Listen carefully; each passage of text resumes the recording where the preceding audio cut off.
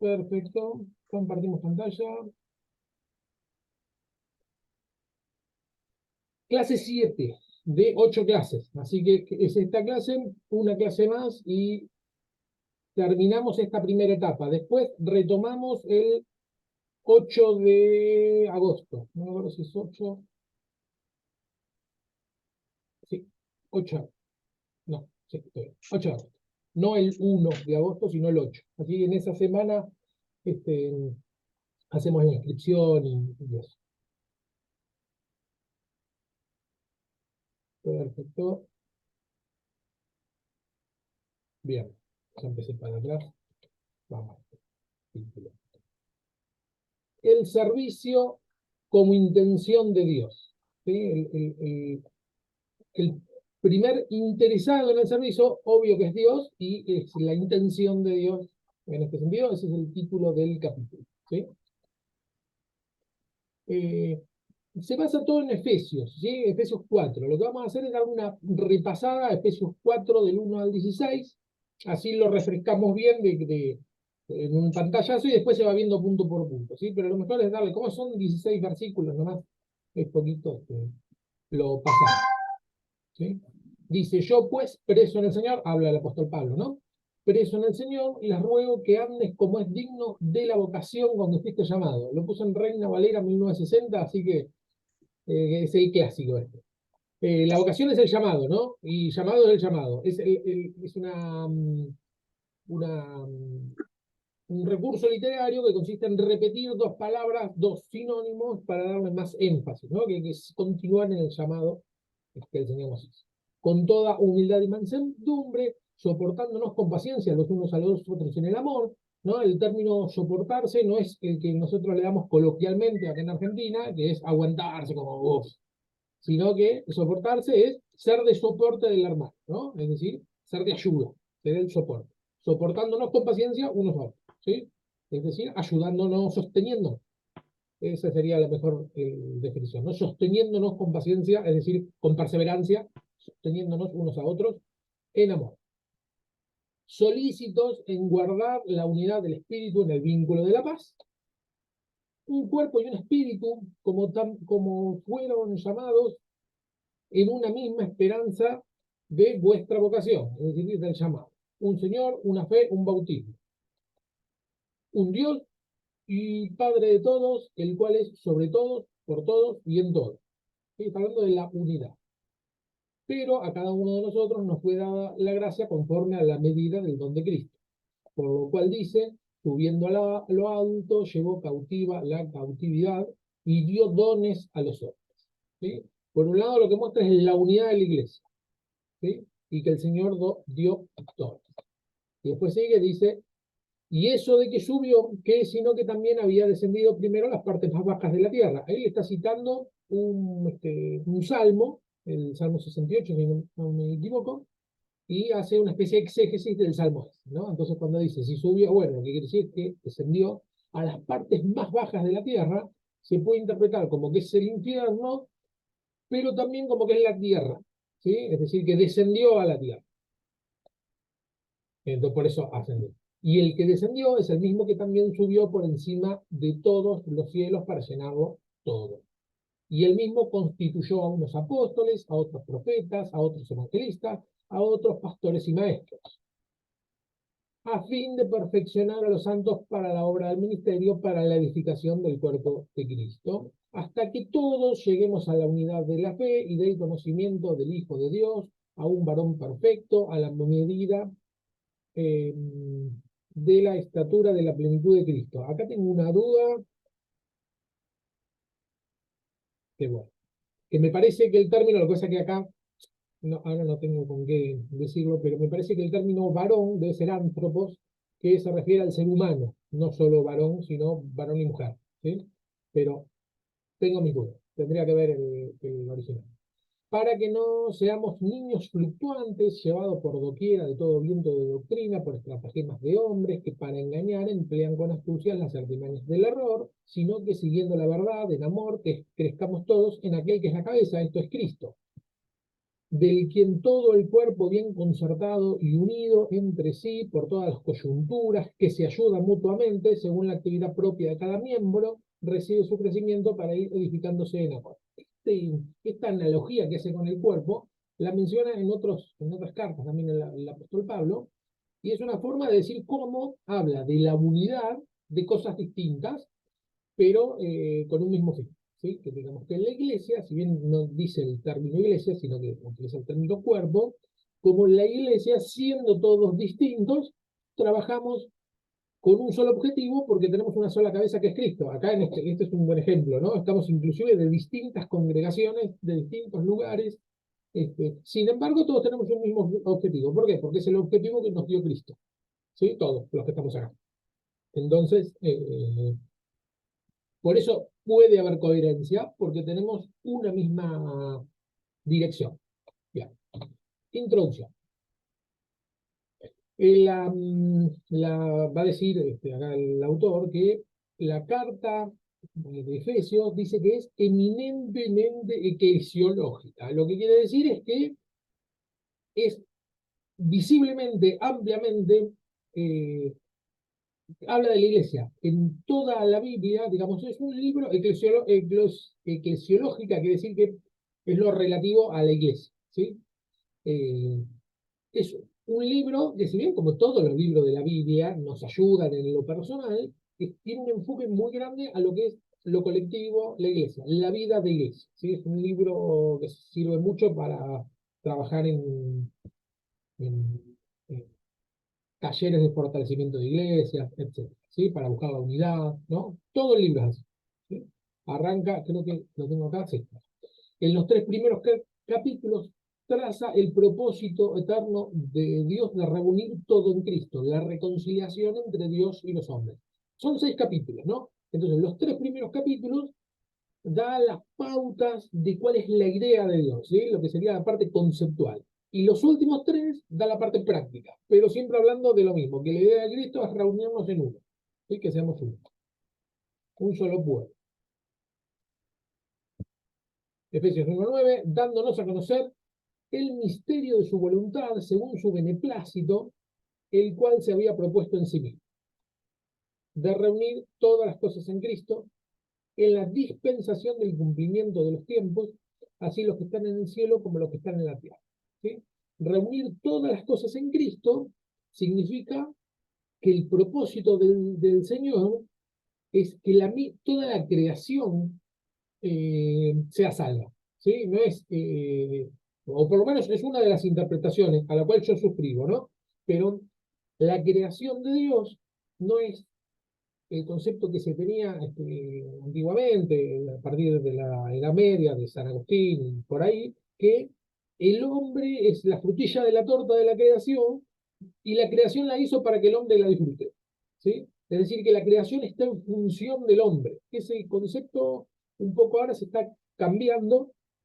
Digamos, hay otras corrientes donde vemos que en realidad el Señor toda la creación la hace para que permanezca para siempre. O que no se destruya, ¿no? Tiene que ver con una autocrítica del desastre que hicimos nosotros, ¿eh? Y como nos creímos que éramos los dueños de la tierra, hicimos desastre, la tierra está muy destruida, y el Señor nos había dado la comisión de que la cuidemos, ¿no? Que la un mayordomo.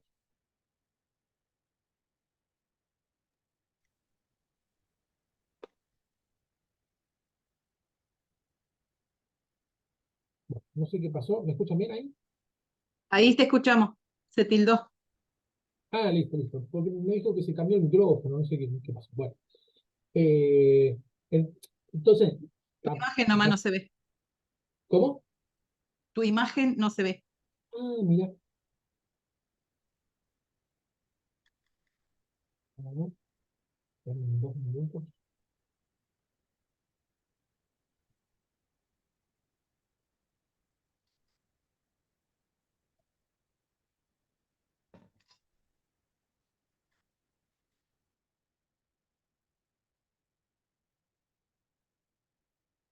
Raro. Bien.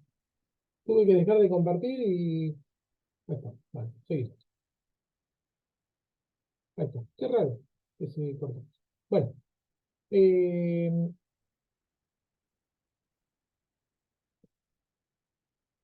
Vamos por... Bueno, bien. Acá dice Efesios 1:9. Bueno, eso, ¿no? Que toda la creación, el propósito del Señor es reunir todas las cosas en Cristo, ¿no? Y todo es todo. Dice la conjunción hilativa pues, porque al principio habíamos visto que decía, hay un pues, acá, no puse uno por uno. Yo pues, preso del Señor, les ruego que anden, pues, de eso es lo que va a hacer una especie de comentario al autor, dice, la conjunción hilativa pues, en Efesios 4:1, marca la división entre las dos partes principales de la epístola, del camino, de los capítulos 1 al 3 y del capítulo 4 al 6, ¿sí? Porque arrancamos en el capítulo 4. Entonces lo que dice el pues ese, lo que significa es que, bueno, como dije todo esto, entonces viene, digamos, es una palabra que funciona como bisagra.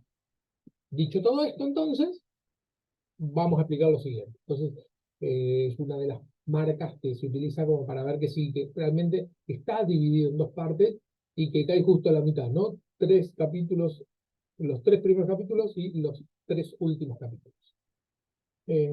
Y sirve para la transición de la primera parte doctrinal y la segunda parte práctica, ¿sí? La primera parte es muy, es de una teología y una cristología muy fuerte, es comida pesada, ¿sí? Teología es cada vez que nos referimos a las virtudes de Dios y cristología es cada vez que decimos algo de Cristo, ¿no? El aspecto de Cristo. Y estos tres primeros capítulos sí que hablan mucho cuál es la voluntad de Dios, el objetivo, por qué vino, etcétera. Y la segunda parte sirve como práctica, porque te dice, bueno, ahora hagan esto, esto y lo otro. Trabajen juntos, hagan esto, ¿no? Es bien práctica la segunda parte. Bien. Toda la exhortación práctica de los últimos tres capítulos presupone y se deriva de los grandes conceptos teológicos que el apóstol ha expuesto en los primeros capítulos. ¿Sí? ¿Hasta ahí va bien? Si bien esta materia es servicio cristiano, y lo que estuvimos viendo en las otras, en las otras clases era más a lo práctico y qué sé yo, esto arranca como lo que está haciendo es una exégesis de Efesios, ¿sí? A un plano general y viendo cómo lo que busca Efesios es la acción, ¿sí? Es decir, el servicio.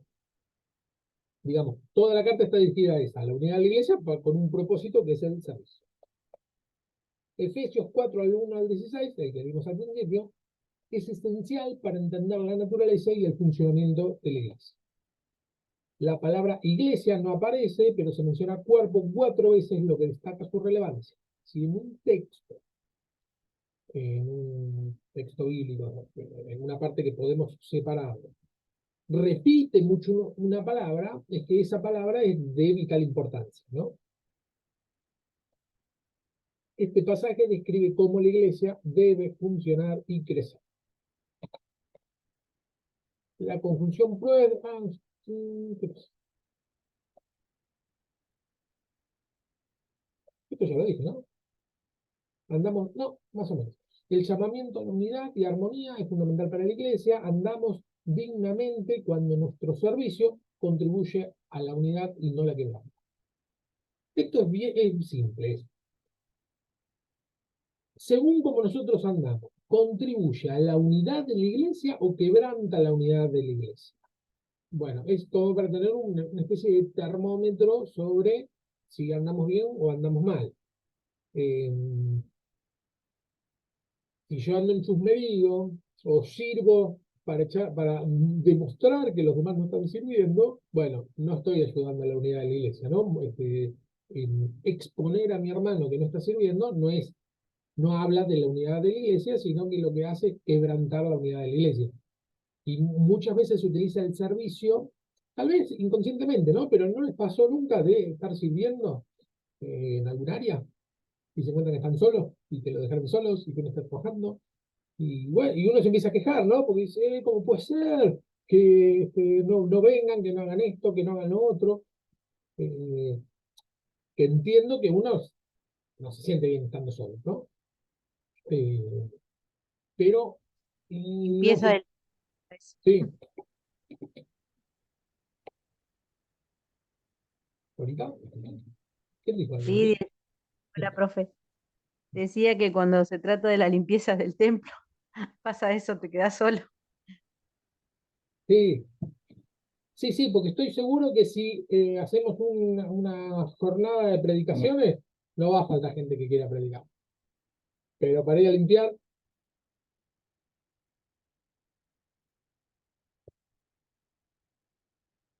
¿bien?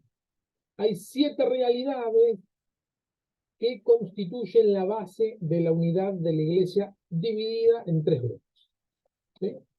Grupo 1, grupo 2, grupo 3. ¿Está bien? Dice, hay un cuerpo en el cual mora el Espíritu de Dios y que tiene una esperanza firme de su glorificación final. ¿Sí? El Espíritu de Dios mora en el cuerpo de la iglesia. 2, hay una cabeza de este cuerpo y los miembros del cuerpo están unidos por él por una experiencia salvadora común que se expresa mediante un único signo, el bautismo. ¿Sí? Por eso dice un Dios, un bautismo. ¿Sí? El tema de que mencione un bautismo eh, es la demostración exterior de lo que Dios hizo en nosotros. ¿Sí? Cada uno de nosotros, el Señor nos salvó de una forma distinta, sin embargo, todos tenemos en común que todos nosotros éramos esclavos de Faraón en Egipto, como dice ahí en Deuteronomio, y el Señor nos sacó de Egipto con mano poderosa. ¿Sí? Cada uno de nosotros sabemos de qué nos salvó el Señor, y entonces en esto nos hermanamos. Y el bautismo es la demostración externa de lo que el Señor hizo con nosotros internamente. Por eso dice que hay un bautismo, y por eso no se puede uno volver a bautizar, no existe el segundo bautismo, ¿no? O el segundo bautismo sería el bautismo de fuego, este, del Espíritu Santo, pero el bautismo en agua es uno solo, y a veces lo que pasa es que algunos se bautizan muy chicos, esto pasó y pasa sin tener mucha conciencia de lo que hizo, sí con muchas ganas, no digo que no, pero después, más adelante, tienen una conversión genuina y se quieren bautizar, porque dicen, no, yo ahora me convertí. Y no, ya está, ya te bautizaste. Porque es un bautismo, porque el bautismo lo que representa es el acto salvador de Dios. Estábamos en tinieblas y nos saca la luz a la humildad. Estábamos en muerte y nos trae la vida. Es un solo acto, una sola vez. Fer, Sí, una pregunta. sí, Cuando Juan el Bautista bautizó a Jesús, él dijo que él iba a bautizar con agua, pero el que sí, venía después bautizaba con el Espíritu Santo, sí, pero se sigue usando agua para bautizar. sí. ¿Cómo sería? Es, sería algo que se hace por, ¿cómo que se le llama esto? Cuando haces algo por, ay, no me sale la palabra. Por obediencia.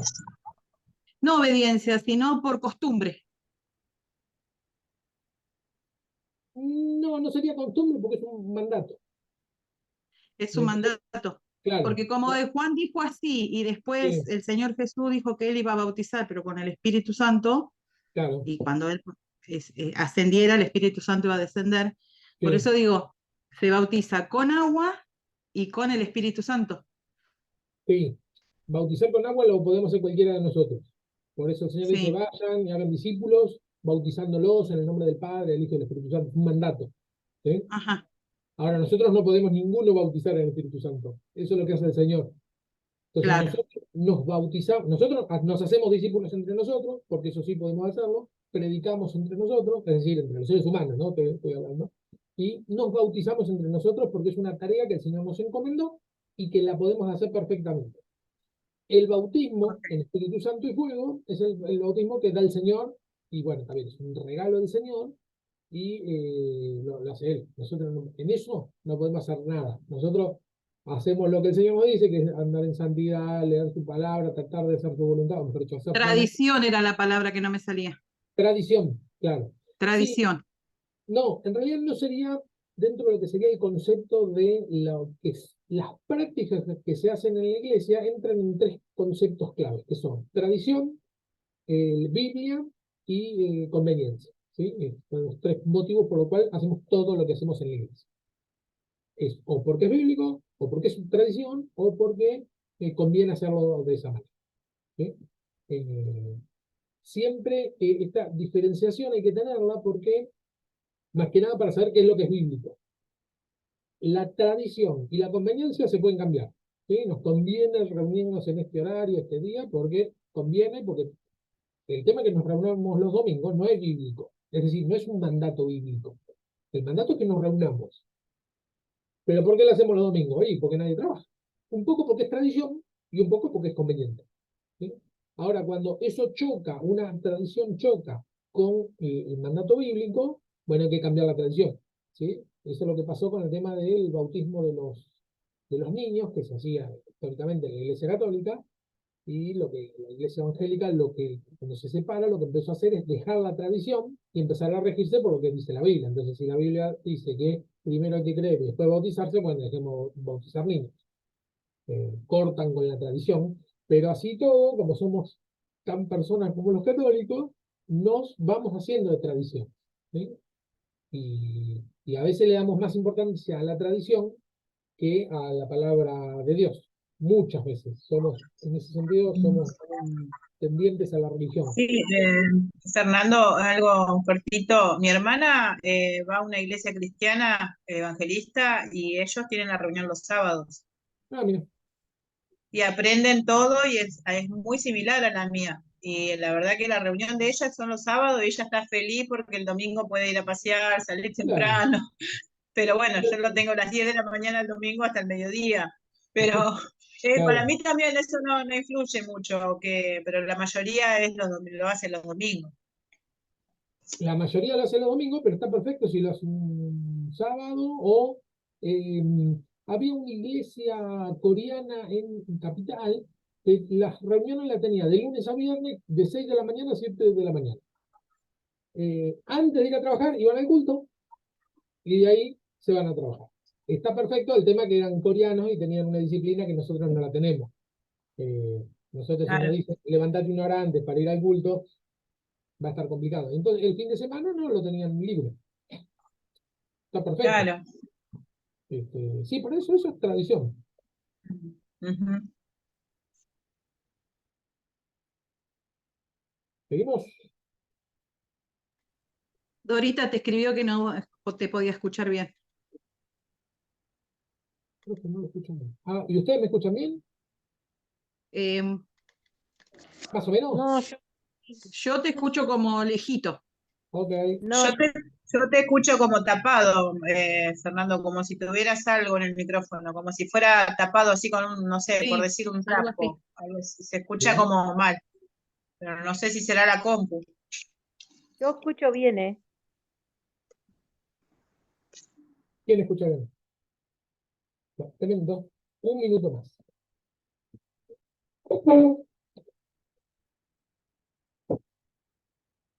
¿Ahí me escucha mejor o no? Pues igual. Yo no Ah, no, era, yo Marina era la que puso. Marina era, no Marina. Dorita. Marina.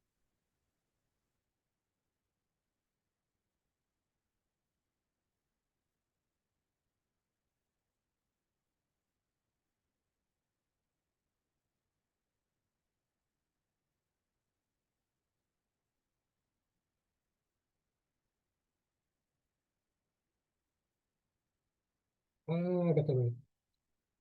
¿Ahí está mejor? Sí. Sí, Fer, mucho mejor. Genial. Sí, porque yo tengo este micrófono, Ah, pero se me... micrófono de radio. Sí, que anda bien, pero se me había conectado el microfonito de la cámara. Entonces Claro, estaba sí, así tocando se por el escuchaba. micrófono de la cámara. Bueno, Ahora sí, perfecto. genial. Ahora sí, seguimos. Muy accidentada esta clase. Bien, ahí estamos. Perfecto. Dice, una esperanza. Hay una cabeza y hay un solo Dios y Padre a quien todos los demás debe llevarnos. Es decir, todo nos tiene que llevar al Padre. Bien. Pablo empieza con la iglesia de inmediato, ahí sí lo inmediato, pero es de inmediato pasa a Cristo y al final a Dios. Es decir, arranca hablando de un tema muy eclesiológico, es decir, de la función de la iglesia, después pasa a Cristo y finalmente a Dios Padre, ¿no? Cuando nos referimos a Dios únicamente, nos estamos refiriendo a Dios Padre. Llama la atención la inversión del orden común de la mención de las personas de la deidad en la lista de los 7 elementos, de los 3 elementos. Es esto. Esto es un detalle que menciona acá el autor, que dice, siempre en toda la Biblia se dice Padre, Hijo y Espíritu Santo. Y acá Pablo menciona Espíritu Santo, Cristo y Padre. ¿Sí? Lo menciona en el orden inverso. Parece una pavada, pero digamos lo relevante de este detalle es que al mencionar siempre en el orden Padre, Hijo y Espíritu Santo, podemos caer en el error de creer que es un orden de importancia, primero o cronológico. Primero el Padre, después el Hijo y después el Espíritu Santo. Y la realidad es que no, que Padre, Hijo y Espíritu Santo no solo son uno, sino que cada uno tiene el mismo nivel de deidad, el mismo estatus de Dios. ¿Sí? No es. Otros creen que el Antiguo Testamento estuvo regido por el Padre. Esto también es un error, ¿eh? El Antiguo Testamento estuvo dirigido por el Padre, el Nuevo Testamento tenemos al Hijo, y a partir de Pentecostés tenemos el Espíritu Santo. Esto es un error también, porque vemos que el Espíritu Santo se mueve muchísimo en el Antiguo y en el Nuevo Testamento. Cristo aparece, o la figura de cada vez que dice el ángel del Señor, se está refiriendo al Hijo.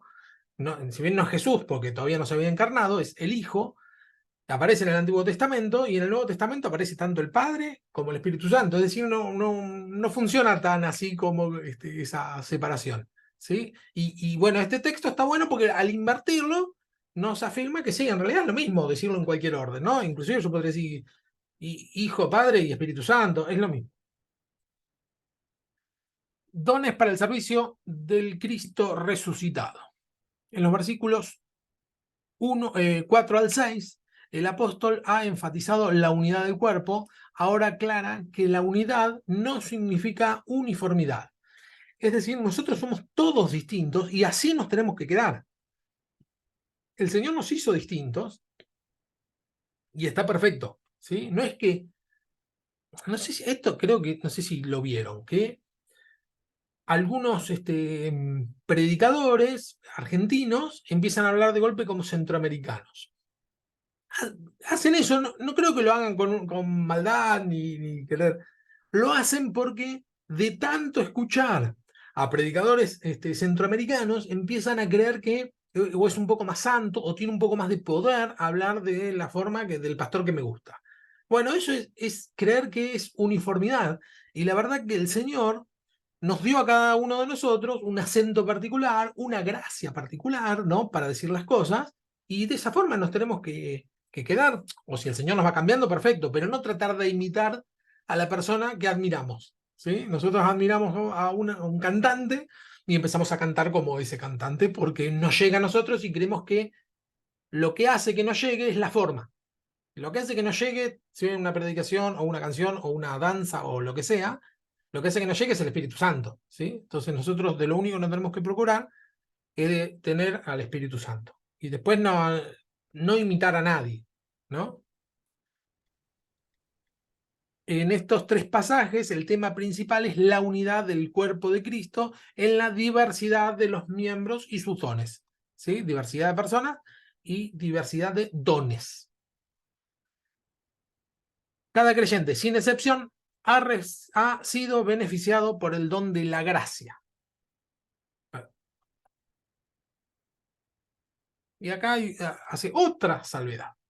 El término traducido don en la expresión el don de Cristo es la palabra griega dorea. Pablo lo usa en Efesios 3:7 en su afirmación de que él había sido hecho ministro del Evangelio por el don de la gracia de Dios. Aunque aquí no hay referencia específica al Espíritu, el término sirve para recordarnos que Él es el don por excelencia de Cristo. Hay un don que tiene todo creyente, el Espíritu Santo. Es decir, un don es un regalo, ¿sí? La palabra don, más allá que diga dorea o qué sé yo, quiere decir regalo, ¿sí? Porque ni siquiera nosotros usamos el término don para referirnos a eso. Un don es un regalo. Entonces, cada uno de nosotros recibió un don especial de Dios. Y lo que dice es que, bueno, todos recibimos el Espíritu Santo y ese es el más grande don de Dios, ¿sí? Pero cuando la palabra dice que todos recibimos un don, no se está refiriendo al Espíritu Santo, que da por hecho que todos recibimos el Espíritu Santo, porque si no lo hubiéramos recibido, no seríamos cristianos. Decir que cada cristiano recibió dones especiales no se está refiriendo al Espíritu Santo. Da por hecho que ya lo recibimos, que es un don y que lo recibimos, ¿sí? Es un regalo y ya lo tenemos. A lo que se refiere con que cada uno recibió un don, tiene más que ver con lo que entendemos en la iglesia que son los dones, ¿sí? Es una aptitud especial dada por Dios para una tarea específica, ¿sí? Hay muchas listas de dones en la Biblia, muchas listas, diferentes órdenes. En una lista falta alguno que sobraba en la otra, se mezclan, se duplican, etc. Eso también podría ser, pero ya creo que no va a entrar en este programa. Se podría dar una materia sobre dones del Espíritu Santo tranquilamente, porque hay mucho, digamos, para investigar, pero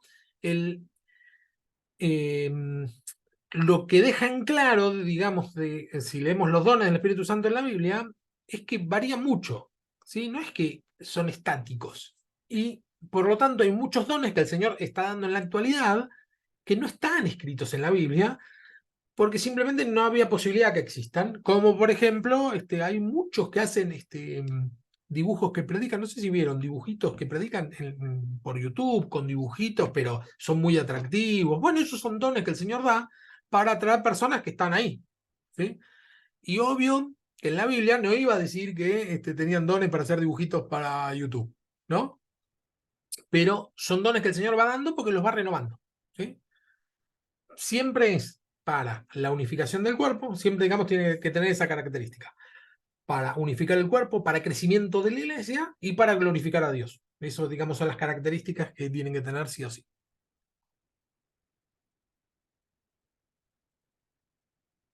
No hay tal cosa, dice, como un creyente sin el Espíritu. Por eso lo que dice es que cuando dice cada uno recibió un don, tenemos que excluir de esta fórmula al Espíritu Santo, porque el Espíritu Santo es obvio que lo recibimos.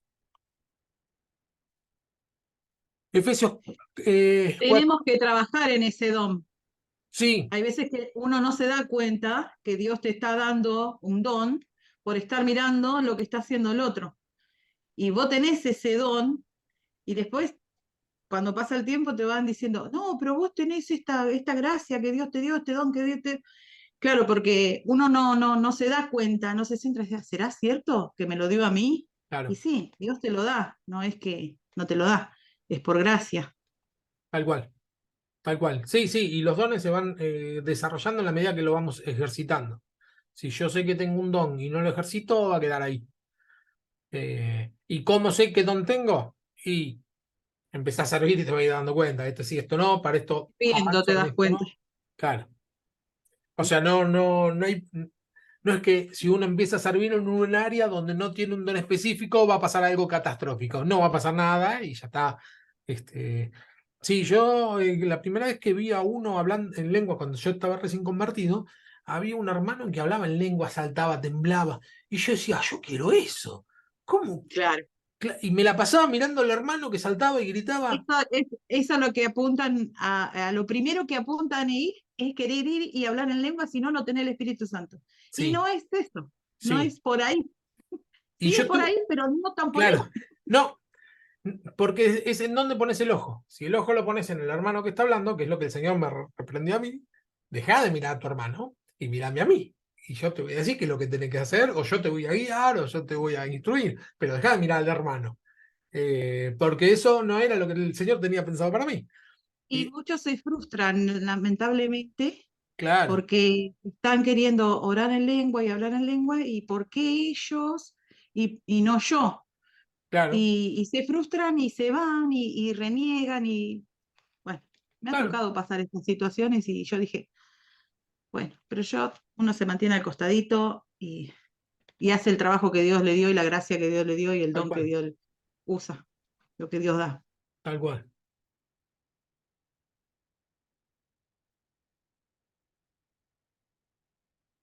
El que descendió, dice, ¿qué es esto que subió?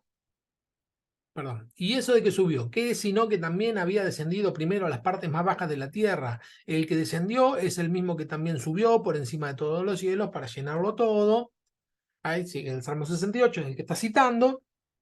68:18 dice, subiste a lo alto, cautivaste en la cautividad, porque eso también lo cita ahí en Efesios. Y dice, tomaste dones para los hombres. Entonces, lo que está citando es un texto del Antiguo Testamento donde el Señor no solo salva, no solo es glorificado, desciende para salvarnos, es glorificado y tiene dones para dar. Y también para los rebeldes, que habite entre ellos Dios. El Salmo termina. No termina ahí, pero es lo que yo extraje. El servicio, el servicio de los ministros. Efesios 4:11. Al referirse a las personas dotadas, en lugar de a los dones en sí. Efesios 4:11 es semejante a la lista que aparece en 1 Corintios 12, 28, 30. Sin embargo, hay ciertas diferencias. En Efesios es Cristo quien da a estos hombres a la iglesia. ¿Podemos leer? ¿Alguien tiene para leer 1 Corintios 12, 28, 30?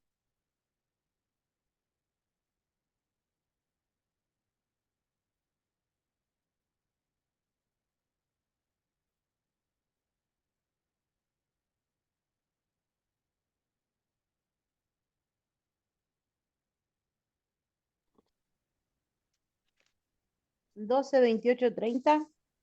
¿Sí? Bueno, dice, porque así como el cuerpo es uno y tiene muchos miembros, pero todos los miembros del cuerpo, siendo muchos, son uno solo, un solo cuerpo, así también en Cristo. Porque por un solo espíritu fuimos todos bautizados en un cuerpo, sean judíos o griegos, sean esclavos o libres, y todos se nos dio a beber del mismo espíritu. Además, el cuerpo no es un solo miembro, sino muchos. Si dijere el pie, ¿por qué no soy mano? No soy del cuerpo, por eso no será del cuerpo. Si dijere la oreja, porque no soy ojo, no soy del cuerpo, por eso no será del cuerpo. Si todo el cuerpo fuese ojo, ¿dónde estaría el oído? Y si todo fuese oído, ¿dónde estaría el olfato? Mas ahora Dios ha colocado los miembros, cada uno de ellos, en el cuerpo como él quiso. Porque si todos fuéramos un solo miembro, ¿dónde estaría el cuerpo? Pero ahora son muchos los miembros, pero el cuerpo es uno solo. Ni el ojo puede decir a la mano, no te necesito, ni tampoco la cabeza a los pies, no tengo necesidad de vosotros. Antes bien, los miembros del cuerpo que parecen más débiles son los más necesitados, los más necesarios. Y aquellos del cuerpo que nos parecen menos dignos, a estos vestimos más dignamente y los que en nosotros son menos decorosos se tratan con más decoro. Porque los que en nosotros son menos decorosos no tienen necesidad, pero Dios ordenó el cuerpo dando más abundante honor al que le faltaba, para que no haya desavenencia en el cuerpo, sino que los miembros todos se preocupen los unos por los otros, de manera que si un miembro padece, todos los miembros se duelen con él, y si un miembro recibe honra, todos los miembros con él se gozan. Vosotros, pues, sois el cuerpo de Cristo y miembros cada uno en particular. Y a unos puso Dios en la iglesia, primeramente apóstoles, luego profetas, lo tercero maestros, luego los que hacen milagros, después los que sanan, los que ayudan, los que administran y los que tienen don de lengua. ¿Hasta ahí? Hasta ahí. Fíjense que 3 veces dice, Dios lo que hizo fue poner, y Dios es el que concerta a todos los miembros, Dios es el que puso, Dios, ¿sí? Menciona a Dios, es decir, se está refiriendo al Padre que hizo todas estas cosas, y acá en Efesios al que se está refiriendo es a Cristo, porque dice, el que descendió y después ascendió, está haciendo referencia a Cristo, y dice 4:11, y él mismo, es decir, el que descendió y ascendió, y él mismo constituyó a unos apóstoles, a otros profetas, a otros evangelistas, a otros pastores y maestros. Esta pequeña sutileza sirve para explicar el tema de la Trinidad, porque o una de dos, o Pablo se contradice cuando escribe, o Jesús es Dios, porque en una carta dice Dios es el que hace esto, y en la otra dice, bueno, Cristo es el que hizo esto. ¿Sí? Hay varios pasajes con los que podemos entender que Jesús es Dios, pero este es uno. ¿Sí? Que o no solo podemos tomar como que Jesús es Dios, sino como que lo que hace el Padre hace el Hijo, y etcétera. ¿Sí? Digamos, son uno, tanto el Padre como el Hijo. Como La, el que dice, en el principio era el verbo y el verbo era con Dios, ese también. claro, Juan 1:1, sí, sí, sí. En el principio era el verbo estaba con Dios y el verbo era Dios. El Dios. problema con Juan 1:1, los testigos de Jehová lo traducen en la versión de Nuevo Mundo, de la de los Testigos de Jehová, dice, en el principio era el verbo estaba con Dios, y el verbo era Dios, perdón, y el verbo era un Dios, ¿sí? Un Dios. Un Dios. Y técnicamente hablando, del griego se puede traducir de las dos maneras. El verbo era Dios o el verbo era un Dios. Técnicamente hablando, no es mala la traducción, ¿sí? Pero no se alerten, porque el resto de las iglesias, las que no son testigos de Jehová, traducimos como Dios y Dios con mayúscula. Porque en el griego es o todo minúscula o todo mayúscula, ¿eh? No existe la mayúscula para Dios. En el griego están los textos, todo en mayúscula o todo en minúscula. Hay dos versiones, ¿sí? Así que eso no se puede hacer esa diferenciación. Bueno, lo que se hace en castellano o en el resto de los idiomas que se traduce es la distinción conforme a todo este tipo de textos, para darle coherencia a estos textos, porque como se puede traducir de las dos maneras, entendemos que la manera correcta es que Jesús es Dios, no un Dios. Porque si nosotros decimos que Jesús es un Dios, pasamos a ser politeístas, ¿no? Tenemos varios dioses. Jesús es Varios uno, Dios. claro. Y como es muy clara la Biblia en que no podemos tener muchos dioses, y es muy clara la Biblia en que Jesús es Dios, este es un ejemplo, y a Jesús se lo adora, y al único que se lo adora es Dios, bueno, la única manera de entenderlo es que Jesús es Dios, no hay otra forma. Entonces se traduce de la segunda manera o de una de las dos maneras que se puede traducir. ¿Sí? Esa es una pelea que suele haber con los testigos de Jehová, que uno le muestra y el testigo de Jehová que sabe te va a decir, no, se puede traducir del griego de las dos maneras y tiene razón. ¿Sí? Lo que este tipo de versículos no se lo puede explicar.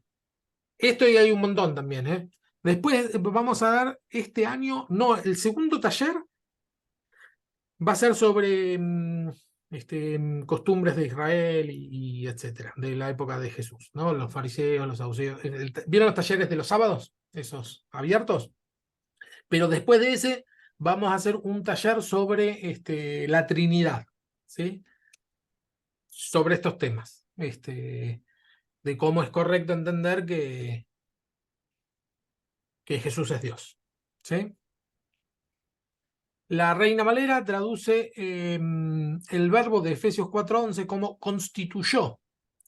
Pero el mismo verbo que aparece en Efesios 4:8, la frase dio a los hombres, la Biblia de las Américas traduce y él dio a algunos el ser apóstol, ¿sí? A otros profetas, a otros evangelistas, a otros pastores y maestros. ¿Sí? Constituyó no quiere decir ¿por qué hace esta salvedad el autor? Porque no quiere decir que los nombró apóstol, sino que dio ese don. ¿Sí? A uno los constituyó en el sentido que dio ese don. Bien, hasta acá la primera parte. Vamos con la tarea. ¿Qué significa para vos la madurez cristiana?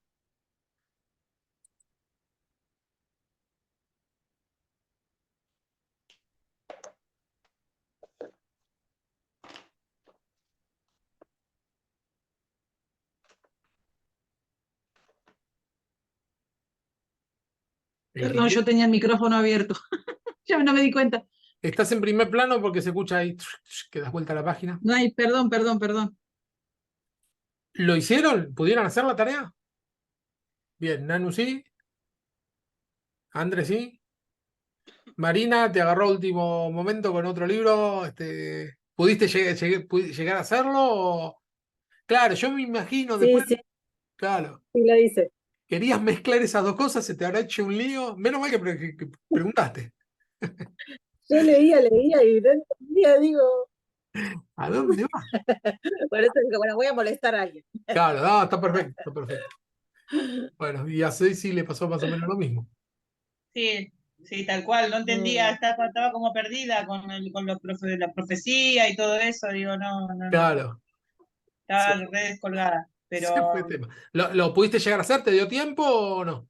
la verdad no, lo Está estaba bien, leyendo, por la mitad lo estaba leyendo, no, sinceramente, pero dale. bueno, más o menos algo comprendo, pero no sé si está bien. Dale, dale, no hay Eh, problema. Eh, eh, Cuando te quieras sumar. Y Dorita, dale. Daría, no sé si lo puedo hacer.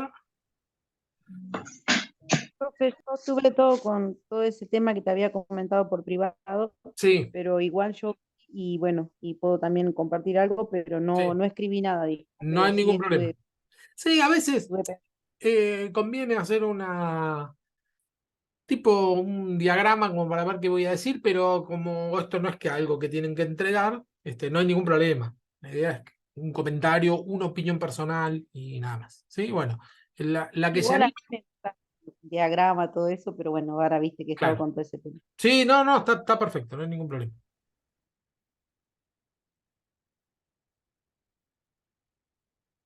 ¿Quién arranca?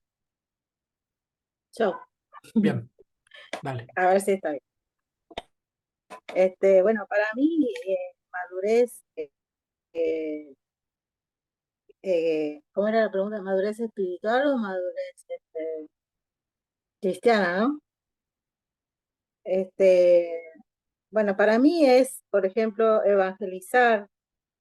eh, Estoy contando algo personal, porque, digamos, no soy nueva, ya debo más o menos 10 años en el camino de Cristo, del Señor, pero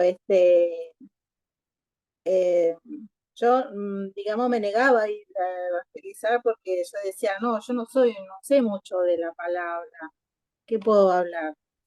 Pero después nuestro pastor, él nos incentiva y dice que no, que vayamos, que si vamos con otros hermanos, obviamente no voy sola, voy con otros hermanos, y entonces yo escucho lo que dicen ellos y eso me incentiva a mí a hablar, porque es el Espíritu Santo el que habla más, ¿no? De que Él es el que te hace acordar de, por eso hay que congregar, porque ahí es cuando uno se acuerda, ah, cierto que hablaron de esto, cierto, bueno. Entonces ahí entendí que es el Espíritu Santo el que va con nosotros y que Él es el que habla en ciertos momentos. Y que, y bueno, eso digamos es lo, para mí eso es el crecimiento, tiene mucho que ver el crecimiento espiritual de uno. Si uno va cumpliendo con todas eh, lo que debe hacer, ¿no? Un cristiano. Y bueno, y así como eso, qué sé yo, también limpiar la iglesia, cantar, que me gusta, este, pero bueno, es como tratar de hacer cosas, ¿no? Porque el pastor siempre nos incentiva a todo, que que no se pongan límites, que él nos deja incluso si tenemos alguna palabra o predicar también nos deja.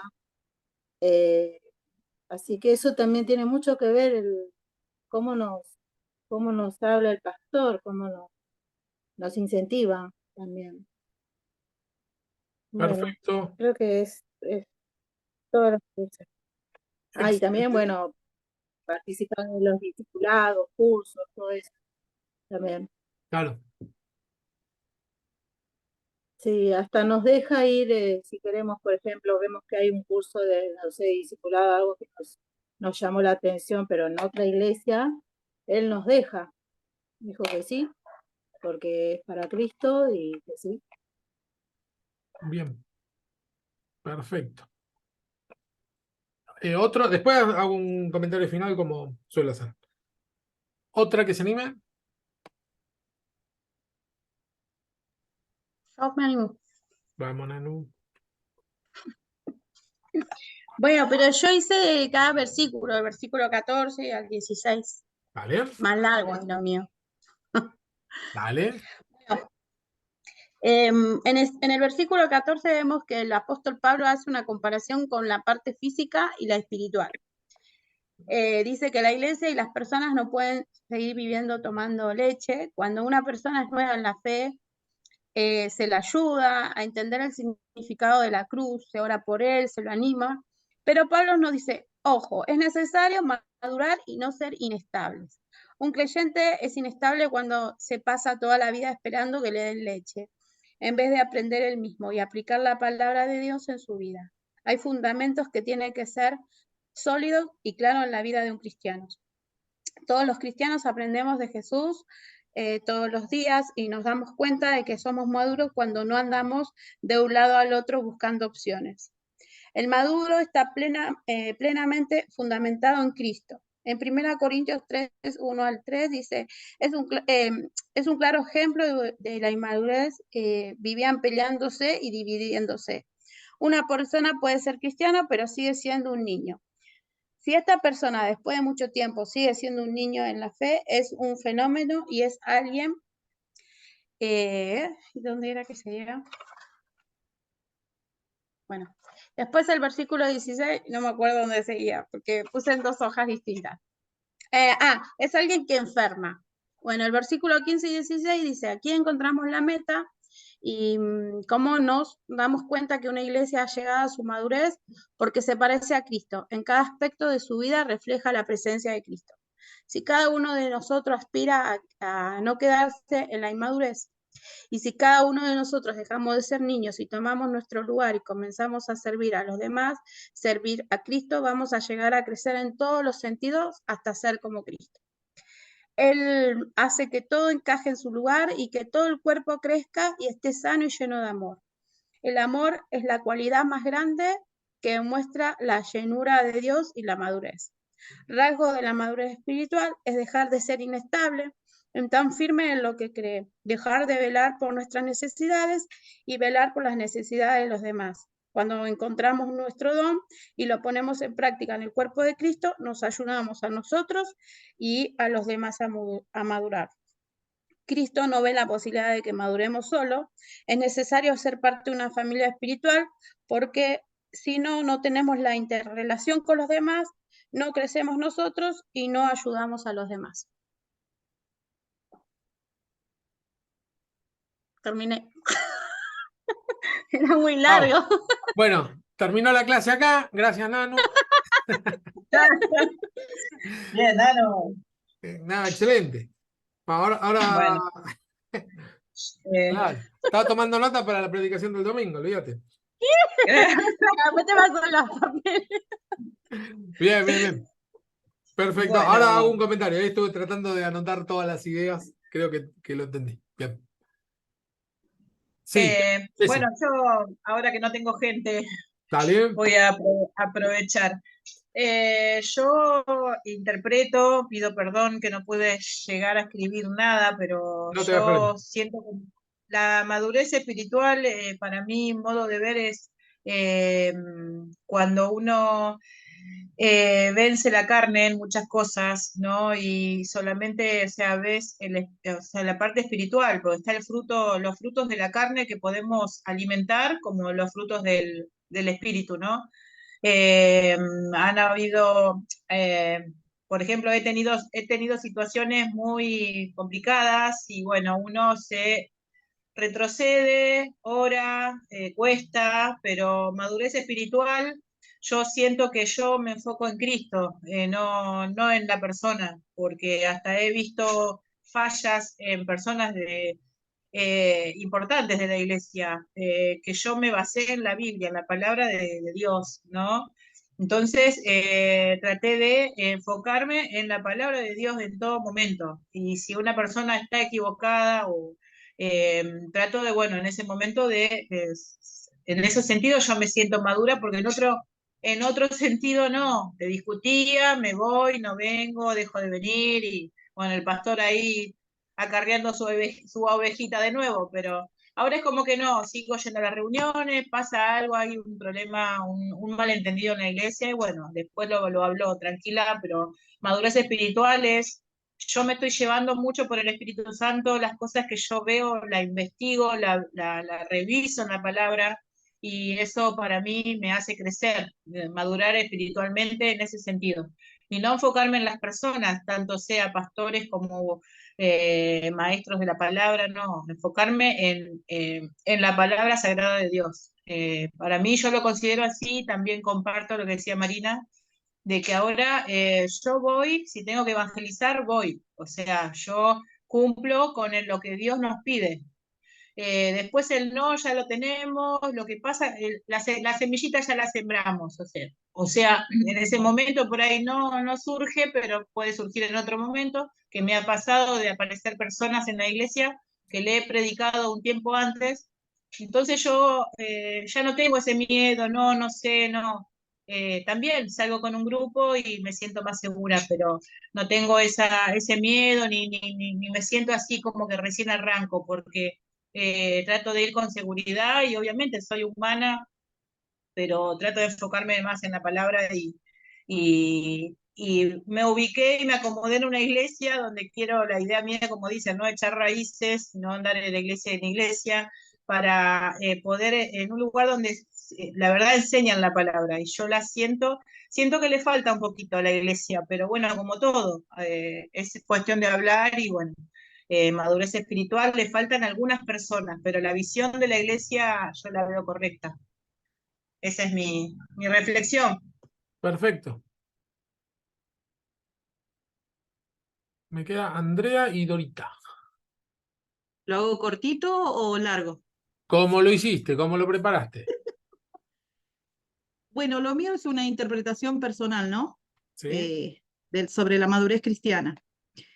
Y busqué un pasaje bíblico y el Salmo 125:1 dice: los que confían en el Señor son como el monte de Sión, que no se mueve, sino que permanece para siempre. Ser maduros en Cristo es cuando uno está firme y confiado en la palabra de Dios y en el Señor. Por más situaciones que vengan, problemas, críticas, amenazas, calumnia, uno tiene que permanecer firme en el Señor. Un cristiano maduro no hay que motivarlo, porque ya llega motivado a la iglesia, ya llega dispuesto a orar, a adorar, a servir. Un cristiano maduro no anda llorando por los rincones porque el pastor no lo saludó o no lo llamó. Un cristiano maduro no necesita que lo empujen a hacer una tarea porque va solo y hace lo que tiene que hacer, lo que debe hacer. Un cristiano maduro no es quien va desde hace más de 10 años a la iglesia.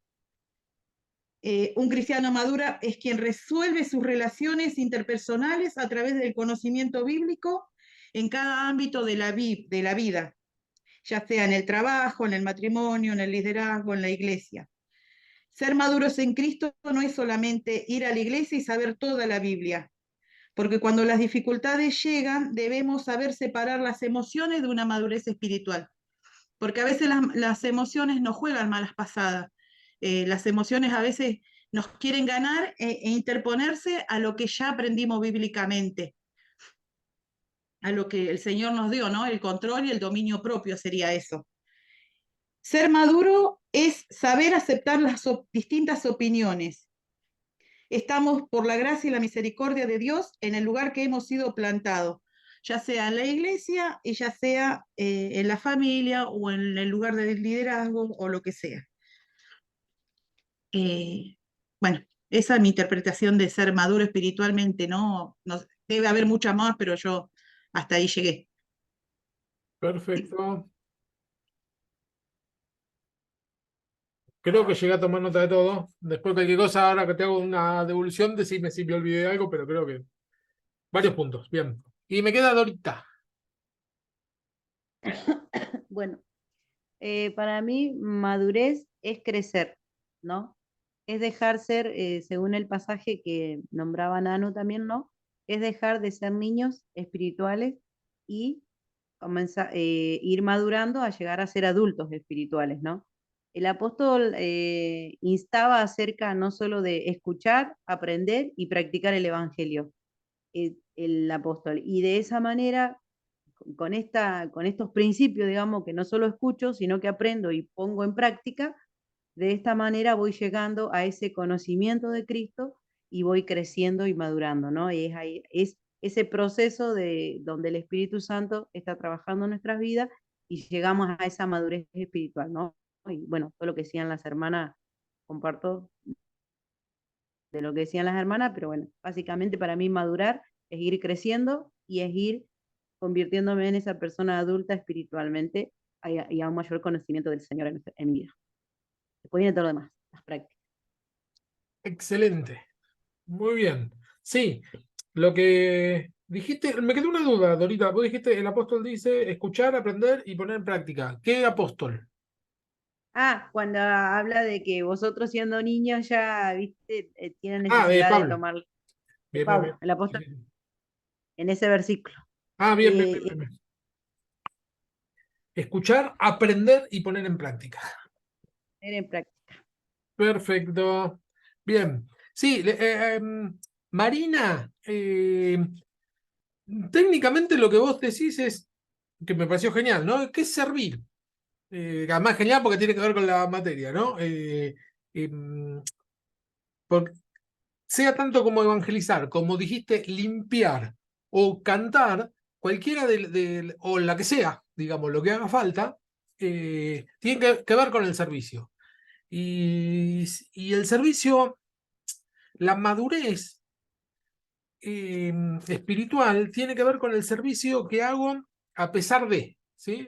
Me gustó el ejemplo que pusiste que, bueno, a mí no me gusta evangelizar, pero salí igual, ¿sí? Me pongo en el grupo. Entonces, a pesar de que tal vez no te gusta, no será tu don, pero bueno, es necesario, hay que hacerlo, lo hago. ¿Cuál es el problema? Me parece genial. Eso sí, claro que tiene que ver con la madurez. Porque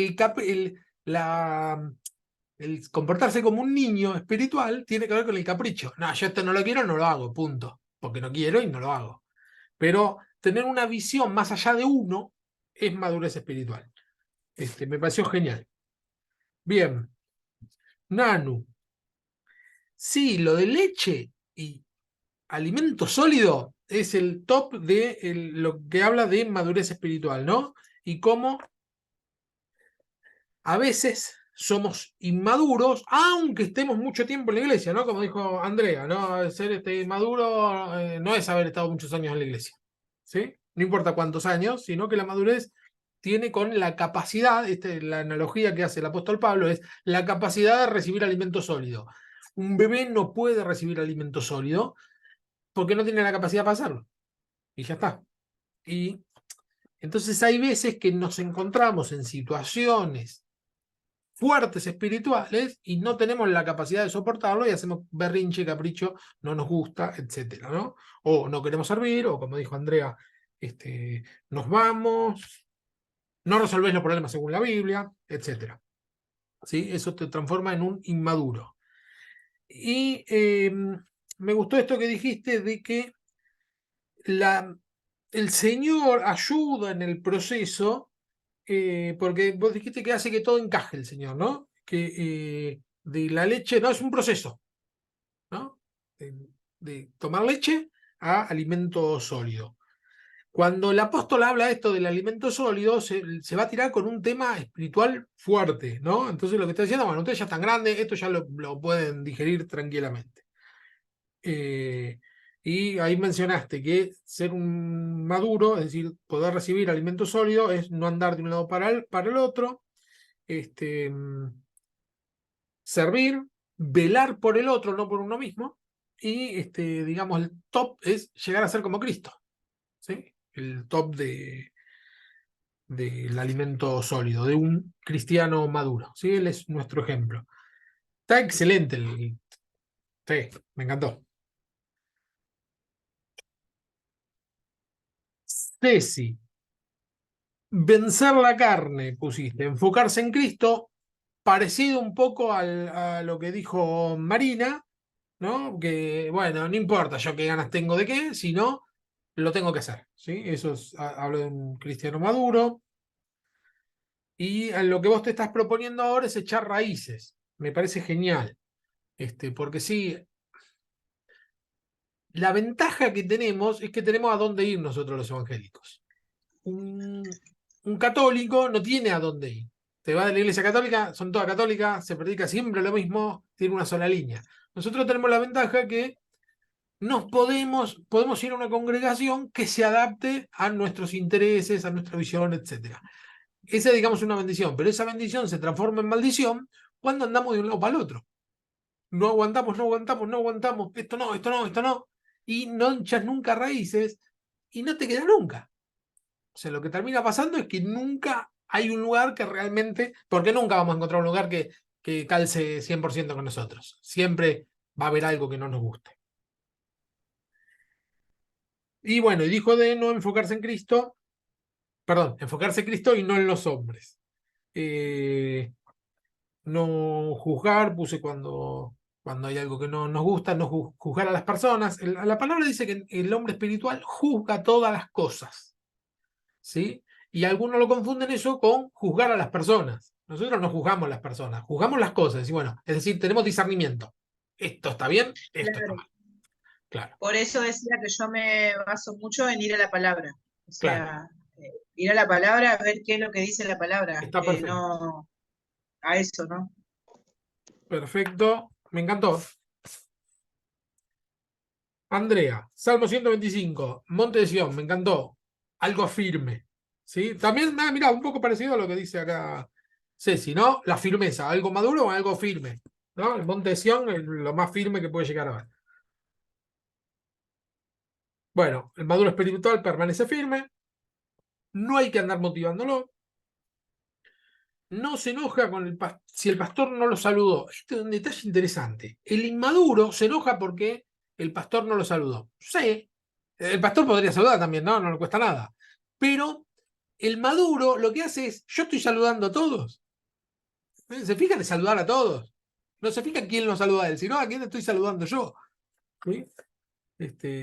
Yo una vuelta me presenté con un hermano en una iglesia medio grande, la que iba, medio grande, unos 500 miembros, y nada, había personas que no conocía. Y un día había uno nuevo, entre comillas, y digo, me voy a presentar. Hola, ¿qué tal? Soy Fernando. Hola, ¿qué tal? Me presento. Hola, no sé cómo. Me dice, sí, ¿qué haces, Fernando? ¿Qué, me conoces? Sí, me dice, hace un año que vengo, nunca me saludas. Yo lo pasaba de largo. Se tragó el mate. No lo había visto nunca yo. Y él ya conocía mi nombre. Me sentí re mal. Entonces, mirá como uno, si está mirando la pareja en el ojo ajeno, decía, ay, ¿quién no me saludó? Pero fíjate si capaz que hay alguien que a mí ya me pasó, que no lo está saludando, lo pasás por al lado, te conoce y no lo saludás, ¿no? Sobre todo, creo yo que pasa más en las iglesias un poco más grandes. En una iglesia un poco más chica, somos 10, es muy difícil que no salude a todos, pero cuanto más crece, a veces más se complica. No se enoja, resuelve los problemas con la Biblia. Esto también es muy parecido a lo que dijo Ceci, que hablar a partir de la palabra, hablar con la persona, si hay algo que no estamos de acuerdo. Perfecto. No es saber toda la Biblia, dijo Andrea, o algo así, sino aplicar lo que dice la palabra. Aunque sé poquito y lo aplico, vale más que sé mucho y no aplico nada. Porque eso es lo que pasaba con los escribas y los fariseos. La tenían re clara con la ley, pero no aplicaban nada. Entonces, ¿de qué sirve? Es preferible no sé, tener un texto que sí, no sé, amar al prójimo como a nosotros mismos. No, dije, Fer, Sí, dije que ser maduro en Cristo no es solamente ir a la iglesia y saber toda la Biblia. claro, claro, está bien. No es eso. No es que sabe una porción de la Biblia, sino, por más que vos te sepas toda la Biblia, y si no lo estás aplicando Exactamente, eh, por eso. en tu propia vida, no Claro, podés. por eso es Ah, preferible que sepas un versículo y lo apliques a que te sepas toda la Biblia y que no apliques nada. Sí, sí, tal cual. Y pusiste que acepta las otras opiniones. O por lo menos puse yo. ¿Estamos de acuerdo? Sí. Aceptar las otras opiniones no es comulgar con todas las opiniones, sino tener en claro que unas personas piensan distinto que nosotros, y bueno, allá vos, acá yo. Y no es trenzarnos en una discusión cada vez que alguien opina distinto. Está perfecto. Eso no quiere decir que yo lo acepte, porque alguien me puede decir que el budismo es mucho mejor. Bueno, yo te respeto, no lo acepto, pero te respeto, es tu opinión. ¿Sí? Está perfecto. Y lo último, Dorita, que creo que arrancamos por ahí, bueno, me gustó eso, ¿no? Escuchar, aprender y poner en práctica es una muy buena síntesis de la maduración cristiana, ¿no? Creo que no hay otro camino. Escuchar la palabra, aprenderla, es decir, tomarla para uno y ponerla en práctica. Si nos falta una de estas, y ya no podemos crecer. Y lo bueno de la madurez espiritual es que no, no llega a un punto, nosotros en la madurez física, ¿no? Llega a un punto límite que es alrededor de los 30 años y después empieza a decrecer, lamentablemente, no queda otra, ¿no? Maduramos y después empieza un declive. Lo espiritual no hay ningún declive, no existe eso. Vieron que el apóstol Pablo decía, aunque mi cuerpo exterior se va desgastando, sin embargo, el interior sigue creciendo. Es decir, que la madurez espiritual siempre hay un poquito más que aprender, siempre hay algo más que madurar. ¿Sí? No existe el maduro completo 100%. Siempre hay algo que madurar. ¿Sí? No envejecemos en lo espiritual. Me gustó todo, chicos, chicas.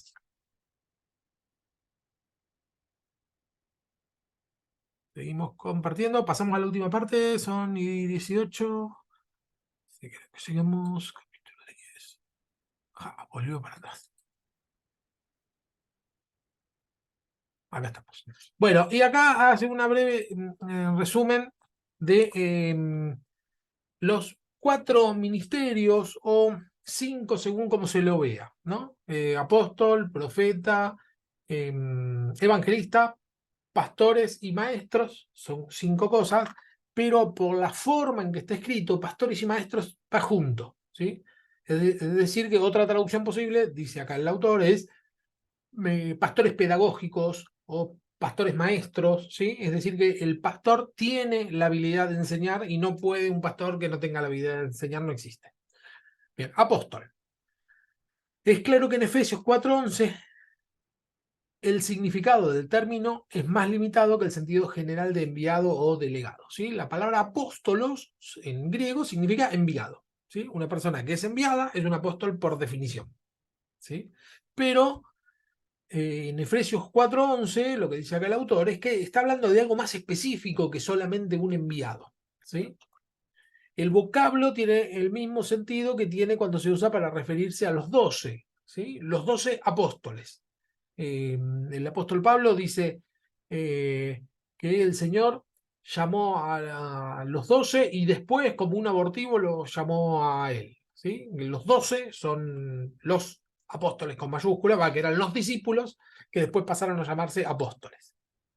En el Nuevo Testamento el uso del término no se limita a los 12. Fíjense que apóstol significa enviado, es decir, que el Señor envió un montón, porque vieron que primero envía a los 12 y después envía 70. Miren que...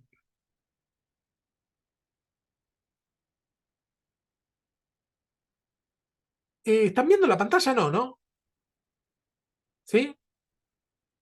Pero, estoy compartiendo. No, pero no No, estaba compartiendo pantalla. Ahí está. Ahora sí. yo estoy siguiendo el libro. Ah, está bien. Pero sí, me di cuenta ahora que no estaba compartiendo pantalla. no se limita a los 12. Además de Pablo, el término se usa en relación a Bernabé. ¿Sí? Hechos 14.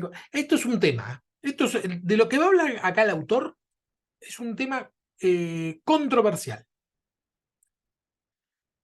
Hay dos posturas dentro de la Iglesia de Cristo en general. Unos que dicen que el apostolado sigue vigente, hay apóstoles con llamado a ser apóstol y lo ejercen bien, y hay otros que dicen que el apostolado terminó con Pablo, porque cuando el apóstol Pablo dice, a mí, por último, me llamó a mí como apóstol, hay algunos que lo interpretan como que es al último llamado como apóstol, ¿sí? Al último. Después de él, nadie más fue apóstol. Y es bien controvertido, y del ámbito donde viene el autor Stanley Clark, el autor del libro, es un ambiente donde consideran que el ministerio apostólico no existe más, que es el ambiente bautista. ¿Sí? Dentro del ambiente bautista dicen, no, el apostolado no existe más, ya está. Se suele utilizar más en los ambientes pentecostales. Entonces este autor, que escribe el libro para el ambiente bautista, va a la controversia acá con esto lo que va a decir, ¿no? Entonces cita Hechos 14:4. Si alguien lo tiene, lo puede leer. Que dice que Bernabé era un apóstol.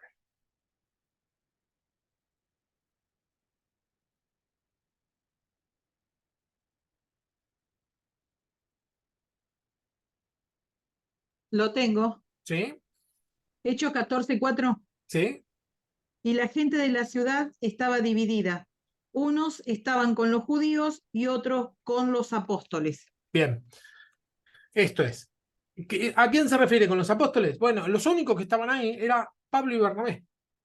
Y entonces, como dice, estaban con los apóstoles, no dice con el apóstol, con los apóstoles. Bueno, el otro es Bernabé, no queda mucha vuelta. Uno estaban con los judíos, había problemas entre Pablo y Bernabé y los judíos. Uno estaban con los judíos y otro estaban con los apóstoles. Es decir que Bernabé era un apóstol. ¿Sí? Este es uno de los versículos que lo podría testificar. Jacobo, hermano de Jesús, 1 Corintios 15:7 y Gálatas 1:9. Vieron que Jacobo no es Jacobo, porque encima todos se llamaban igual como para confundirnos a nosotros.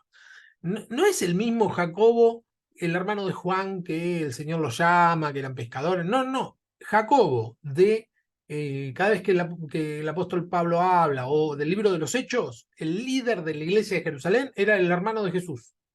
¿Sí? Él queda como líder y se lo menciona también como apóstol. Si alguien tiene alguno de esos versículos, lo leemos. Corintios 15:7 dice, después apareció a Jacobo, después a todos los apóstoles. Bien. ¿Por qué? Ahora vamos a ver qué tiene que ver eso con que Jacobo era apóstol. Pero dice, primero apareció Jacobo y después a los otros apóstoles ya es considerado Jacobo como apóstol. Y a Gálatas, Pero no vi a ningún otro apóstol, sino a Jacobo, el hermano del Señor. bien. Dice, yo no vi a ningún otro apóstol, solamente a Jacobo. ¿Sí? El hermano del Señor. Ahí aclara que ese Jacobo es el hermano del Señor. Bien, otro apóstol. Silvano, 1 Tesalonicenses 2:6. Vamos a pasarlo, porque nos vamos a quedar en esto y son detalles. ¿Sí? Para ser apóstol en este sentido, en el sentido más limitado, había algunos requisitos para llegar a ser apóstol, según la doctrina de los que dicen que el apostolado terminó, es haber visto a Jesucristo, ser testigo de la resurrección y haber recibido una comisión específica del Señor. ¿Sí? Por eso Pablo dice, no vi yo al Señor, porque con Pablo pasa una cosa, que es que él no fue un discípulo de Jesús. Solamente lo conoció después de resucitado. Entonces algunos decían, no, dentro de la misma comunidad Pablo le decían, no, que él no era apóstol, y él dice, no, yo soy tan apóstol porque yo lo vi a Jesús. Estaba resucitado, lo vi. Bueno, y están estos versículos que los vamos a pasar porque no llegamos. Yo quiero ver de avanzar por lo menos con estos 4 puntos. Dice, hoy en medios evangélicos el término puede tener varios otros usos, entre los cuales mencionaremos 2. Misioneros y lo que sus funciones trascienden en la iglesia local. Un apóstol hoy, va a decir el autor, en lo cual yo estoy de acuerdo, es un misionero, porque si vamos al término apóstol, que es lo que quiere decir, es un enviado, y eso es un misionero. Una persona enviada es un misionero. Así que todo misionero tiene llamado apostólico. Y los que cumplen funciones que trascienden la iglesia local hacen tarea de apostolado, ¿sí? Si una persona pastorea a un montón de pastores o tiene algún tipo de ministerio por el cual recorre distintas iglesias y los alienta, las capacita, etcétera, bueno, esa función es tarea apostólica. ¿Está bien? ¿Alguna pregunta con el tema de apóstol? Yo justo te iba a preguntar, ¿Vale? profe, qué criterio entonces se usaba actualmente, pero bueno, ahí acabas de decir algo. O sea que los apóstoles que en la actualidad, digamos, se estarían levantando o nombrando bajo este criterio, digamos, de decir, o que son personas que tienen varias congregaciones o que hacen este trabajo, o trabajo misionero, como decía, porque la verdad como que a veces, viste, como que no queda claro. A nosotros lo que nos habían enseñado antes era que él llegaba a ser apóstol cuando tenía los 5 ministerios, ¿me entendés? Era, bueno, había sido evangelista, pastor, evangelista, todo, ¿viste? Era como que el apóstol, inclusive hasta hoy lo sé escuchar, que el apóstol tiene que tener todos los dones, digamos. Entonces yo no, por ahí no entendía si, bajo qué criterio se levanta un apóstol, ¿no? Digamos. Sí. Igual hay Sí, muchos apóstoles. sí, cada iglesia, No, digamos, tiene su fundamento para decir, a este lo nombramos apóstol, a este no, ¿no? Más allá de los... perdón, Sí, pero dice, a unos constituyó apóstoles, a otros profetas, a otros maestros. No dice que tenés que tener todos los dones para ser apóstol. claro, tal cual. Sí, sí, está bien, ¿eh? A No, uno no, que les la dio la palabra es apóstola, clara. sí, Perdón, profe, la palabra está clara, como dice la hermana, pero viste que como la justificación de decir llega a ser apóstol cuando es una persona que ha sido capacitada por Dios o que ha pasado por todo, digamos, como que todos los claro. ministerios, una cosa así. Sí, hay dos realidades. Hay apóstoles que cumplen funciones de apostolado, es decir, dentro de lo que nos regimos con lo que dice la Biblia, ¿no? Y el apóstol es primeramente un enviado, es decir, un misionero, y segundo, la tarea, ponemos personajes como Pablo, Pedro, bueno, Bernabé, ¿no? Que la tarea fundamental que hacían era plantaban iglesias y las sostenían y las ayudaban, ¿sí? Básicamente. Es decir, una tarea que excede la iglesia local. Todos los 12 apóstoles, no está en la historia de cada uno de los 12, pero se supone que lo que hicieron fue eso, ¿sí? Por eso, digamos, el punto según el cual podemos decir que es un apóstol o tiene tarea apostólica, es cuando hace eso, planta iglesias, visita iglesias y qué sé yo. Ahora, el problema en la actualidad es que muchos se hacen llamar apóstol o tienen ansiedad de ser llamado apóstol porque les parece que ser pastores es poco. Y entonces, por un ego personal que tienen, se hacen llamar apóstol. Inmadurez. Inmadurez, Espiritual. exactamente. Tal cual. Ahora, nosotros no podemos distinguir cuál es la intención de cada uno, ¿no? O sí, o podemos darnos cuenta y decir, no, lo único que está haciendo es sacar dinero a las iglesias donde va, se lleva lo suyo y bueno, no está edificando nada. Yo me doy cuenta que no es un apóstol. Nosotros, como dijimos recién, no juzgamos a las personas, pero sí juzgamos los hechos. ¿Sí? Es decir, discernimos, decir, no, realmente no está haciendo una tarea apostólica. Y por otro lado, hay personas que hacen tareas apostólicas, pero que no se hacen llamar pastores. Perdón, no se hacen llamar apóstoles, sino que se hacen llamar pastores. Y tienen una función apostólica porque hacen eso, ¿no? Edifican iglesias, etcétera. Y no tienen ningún interés en hacerse llamar apóstol.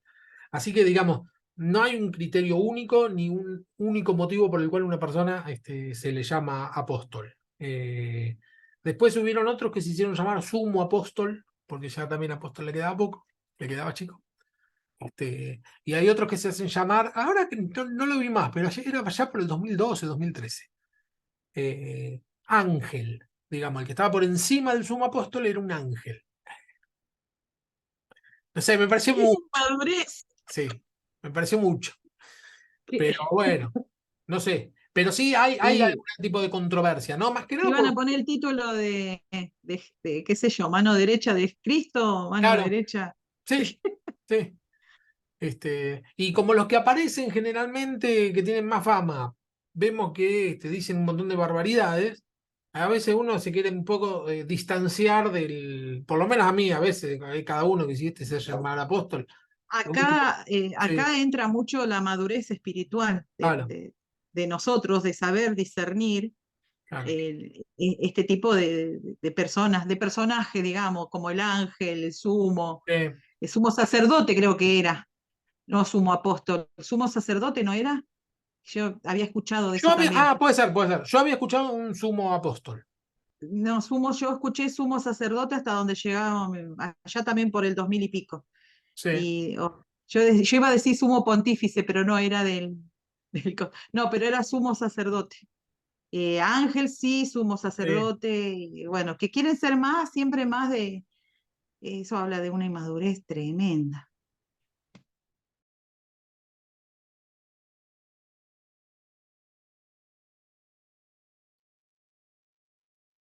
¿Alguna pregunta más?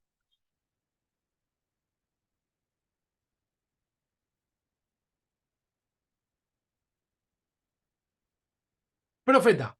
Este es otra, digamos, de los términos que se utilizan ahora, ¿no? Etimológicamente, la palabra traducida profeta en griego es profete, lo mismo, que significa decir delante de, declarar, etc. ¿Sí? Su función en el Nuevo Testamento se presenta como la edificación, la exhortación y la consolación. ¿Sí?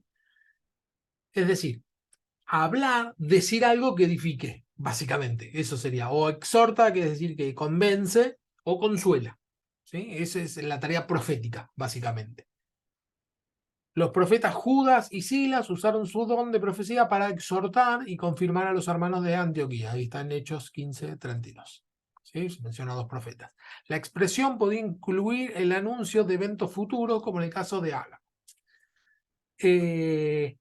Puede incluir lo que sería, si el Señor da a conocer algún acontecimiento futuro. ¿Sí? La profecía generalmente no tiene que ver con el horóscopo, vas a tener una visita inesperada, ¿no? No es adivinación, sino predecir eventos futuros es bien simple. Es decirle a alguien, mirá, si seguís por este camino te va a ir mal.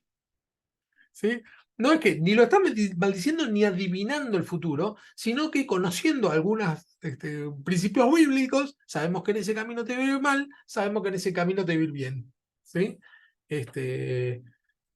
Y ya está. Ese sería lo que predice el futuro. ¿Sí? Pero la palabra profecía muchas veces se utiliza solamente en el sentido de adivinación. ¿Sí? Un profeta es alguien que te dice o que te adivina o tu pasado o tu futuro, ¿no? El profeta me dijo todo lo que yo, cómo iba a saber. Bueno, esa es la función de un adivino, no de un profeta. ¿Sí? La función del profeta es animar, exhortar, consolar y decirte, mirá, che, venís bien, venís mal. ¿Sí? No hace falta que el tipo o la tipa, es decir, la mujer, sin que vos le digas nada. ¿Por qué sin que vos le digas nada? Uno puede tranquilamente decirle, mirá, yo estoy haciendo esto, esto, lo otro, y la persona ore y te dé una palabra del Señor. No es menos profeta porque vos le hayas dicho. ¿Sí? Obvio que sé que hay revelación del Señor y a veces el Señor revela algo que es inexplicable y el profeta lo da y es así. Pero digo, no es una condición única o sine qua non para decir es un profeta. No, puede que no. ¿Puede, Sí, puede usar la sugestión también? Una ¿cómo se? persona que, a ver, a lo que voy es esto. Un día en la iglesia donde yo congregaba visitó una profeta, no sé, creo que había venido a Estados Unidos, no sé quién era, no me acuerdo en este momento. Sí. Yo recién empezaba. Y dijo ella, en un momento dijo, porque acá hay una persona que se va a reír mucho. Y da la casualidad que justo el que estaba al lado mío se empezó a reír, era sola, ella sola nomás la señora. Se reía y hizo así con la mano y como que se cayó la boca. Mm. Y yo decía, ¿qué? Y digo, eso no es del Señor. ¿Por qué te va a mostrar que la persona estaba gozosa? Ahí estábamos todos gozosos y todos estábamos en un Claro. evento profético. Y me sonó medio rari eso. Sí, sí, eso pudo haber sido, no estuve, pero pudo haber sido, sí, que se sugestiona, tal cual. Y después hay profecías que yo le digo son genéricos. Vos le decís a alguien, eso que oraste en privado, el Señor te dice, pronto, bueno, le calza a cualquiera. Todo el mundo ora por algo que está esperando. Y, y si uno, y hay algunos Y que, sí, es lo mismo que también le diga a la madre, porque vos estás orando por tu hijo, por tu hija, y sí, todos oramos por nuestros claro, hijos. exactamente, bueno, eh, esos son genéricos que, obvio que a veces en una, digo, no es para decir si alguien dice eso no es profeta. No, tal vez lo dice, está perfecto. Pero si una persona que se llama profeta solamente empieza a tirar genérico, y bueno, yo ya yo creo que empiezo un a profeta dudar. te viene con la palabra de Dios, con la dirección de Dios, y uno Claro, se da cuenta claro. cuando te dice y las cosas que vienen del corazón de Dios, Sí, no del sí, corazón del profeta, claro, pero porque, el tema es que tiene que ver con esa necesidad que tiene, no tanto el profeta, o sí un poco, es medio patológica la situación, con el que va a escuchar la necesidad de que el tipo te adivine sin que vos le digas nada. ¿Y por qué tiene que claro, adivinar? No es un adivino. O sea, claro. tranquilamente puede ser en una charla, decir, mirá, a mí me pasa Es esto. que está muy mal, ¿cómo se le dice? Ay, no me sale la palabra. Muy mal explicado, ponele, lo que es la palabra profeta. Porque yo creo que cuando todos dicen, va a venir el profeta fulano acá a la iglesia, todos van con la expectativa de que el profeta le adivine algo. No vas Tal con cual, la expectativa de decir en el corazón, a ver qué tiene Dios para decir a la iglesia o personalmente. Uno va dispuesto, uno quiere que vaya y le adivine, porque mañana vas a ver que tu hijo se va a convertir, vas a ver que claro, mañana te ganaste, no sé, un auto. claro, Yo creo que la gente va con esa expectativa. claro, Uno tiene que ir con el corazón preparado. Yo amo los profetas, claro, pero los voy midiendo según la palabra que dicen, si vienen del claro, corazón de Dios o del corazón del hombre. Eh, es algo que yo me tal cual. metería en la profecía. Bueno, sí, porque el tema es que es eso, es que muchas veces somos los oyentes de los profetas los que exigimos cosas que no habría que exigir. Entonces, a veces es como que si un profeta se le baja la categoría si no habla a los gritos o emocionalmente. Está bien, yo entiendo que hay personas que son emocionales y hablan desde ese punto de vista, está genial, me gusta. Pero otro te Hay, puede dar hay, una profecía sin ningún hay, tipo de emoción, sí. hay una profeta que es súper mega conocida, pero yo ahora no sé si estará de profeta, la verdad que la dejé de seguir porque quería tanto conocerla.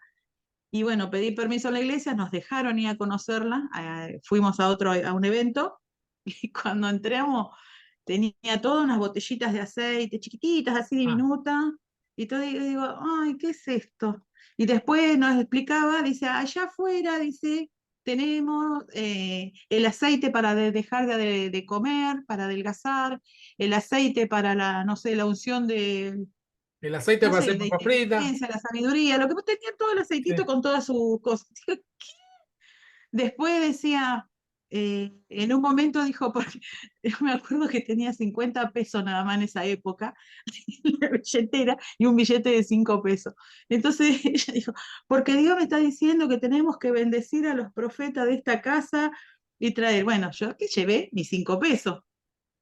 Y Ah, después, y ella caminaba, en esa época se usaba el billete de 2 pesos. Y todo el canastito de la ofrenda era todo billete de 2 pesos y 5 pesos, lo más que había. Y ella se acerca y mira y empieza a caminar y dice, no, porque ustedes están mezquinando, el Señor saben que en la billetera tienen 50 pesos. Y yo digo, si yo de estos 50 me voy caminando a mi casa, era las 11 de la noche. Yo dije, bueno, que el Señor se enoje conmigo, pero yo no tengo tiempo para el remis.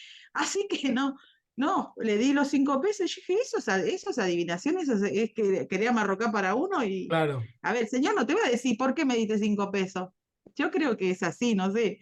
Y ahí, por, chao, Anita. Bueno, seguimos. Esta es una cita de F.F. Bruce. Dice, los profetas de la edad apostólica fueron hombres que de vez en cuando hablaron en las iglesias bajo impulso directo del Espíritu Santo. Hacia el final de la edad apostólica se hizo más y más necesario examinar las pretensiones de estas personas para ver si ellas andaban por inspiración del Espíritu de Dios o bajo la inspiración de otro espíritu distinto, ¿no? Entonces ahí cita Juan 4.1, que es el que dice que hay que probar a los profetas, ¿no? Y Apocalipsis 2.20, que también dice bueno, se me fue ahora. Ya me va a venir. En las iglesias de la primera generación, los apóstoles, y la primera generación se refiere a los que recibieron la palabra directamente de la boca de los 12 apóstoles, ¿sí?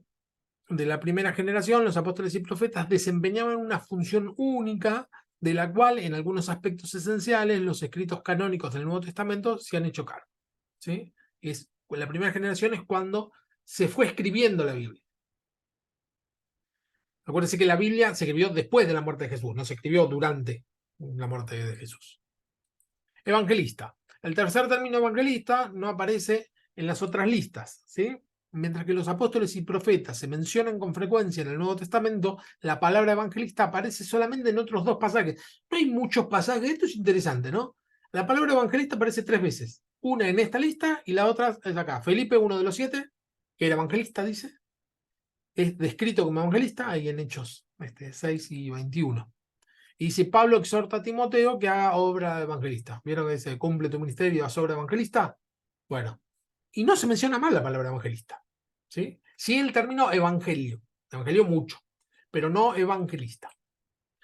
Y la última, pastores y maestros. Los 2 términos restantes de la lista son pastores y maestros. Factores sintácticos del griego indican claramente que los 2 términos se refieren a una sola clase de persona y no a 2, ¿sí? Por la forma en que está escrito, utiliza, ¿vieron lo que es el nexo coordinante? Que es una palabrita que une 2 ideas, ¿no? El O es un nexo coordinante, el I es otro nexo, ¿sí? Bueno, en griego hay varios nexos coordinantes, pero hay un nexo que es para separar y otro para unir, ¿no? Y utiliza, cada vez que dice apóstol, utiliza un nexo que separa, que menciona 2 ideas distintas. Apóstol, profeta, evangelista, todo lo separa con ese nexo. Lo vuelve a separar con pastores y maestros los une, es un nexo que es kai en griego, que lo que hace es unir las 2 palabras. Entonces no hay otra forma de entenderlo que el pastor es maestro, ¿sí? Se refiere a una sola categoría de ministerio que abarcan las 2 funciones, pastor y maestro. Pastores. El primero de los 2 términos pastor aparece aquí solamente como en el título.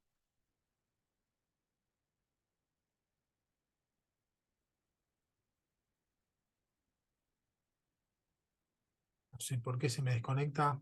Ahí vuelvo a compartir. El primero de los 2 términos, pastor, aparece solamente aquí como un título ministerial, pero el verbo se usa para designar el trabajo del ministerio varias veces, ¿no? El término pastor. Y Jesús se refiere a sí mismo mediante la figura de pastor de ovejas. Yo soy el pastor, yo soy el buen pastor, etc., ¿no? Lo que da lugar al uso del término para referirse a Jesús en las epístolas, ¿sí? El pastor, hablar de Jesús como el pastor. En el Nuevo Testamento, esta función pastoral se designa por medio de otros 2 términos de uso más frecuente. Obispo es una palabra que se utiliza para hablar del principal en la iglesia, y anciano, ¿sí? La palabra anciano en griego es presbítero y se suele utilizar en las iglesias tradicionales antes de nombrar un pastor, una especie de examen que le toman los otros pastores que se llama presbiterio, ¿sí? De ahí viene el término, decir el presbítero, es a ver si puede llegar a ser anciano, sería. Es decir, pastor.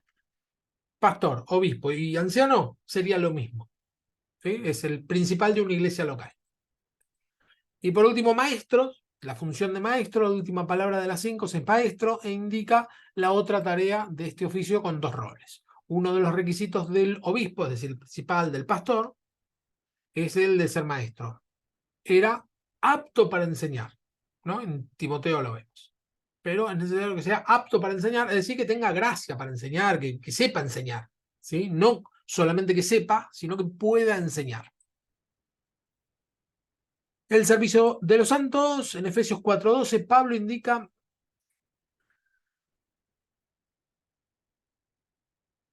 indica por qué Cristo ha dejado a la iglesia estos hombres capacitados para realizar sus ministerios variados. Se expresa el propósito así: a fin de perfeccionar a los santos para la obra del ministerio, para la edificación del cuerpo de Cristo.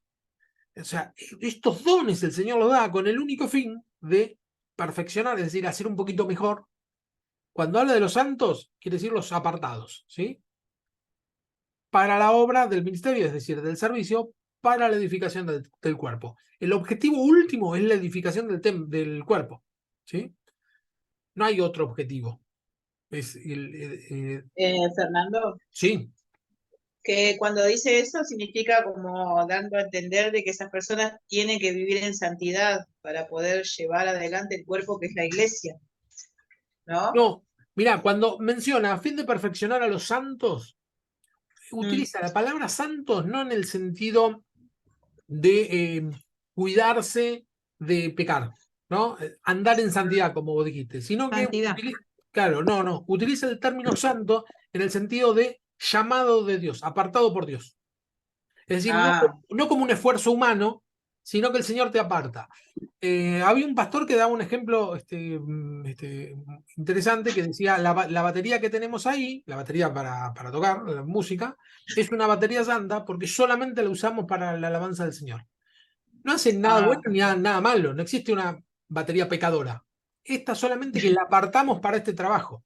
Así el Señor nos Claro. aparta a nosotros, nos aparta para un trabajo. Después cada uno lucha con sus pecados, pedimos perdón, etcétera.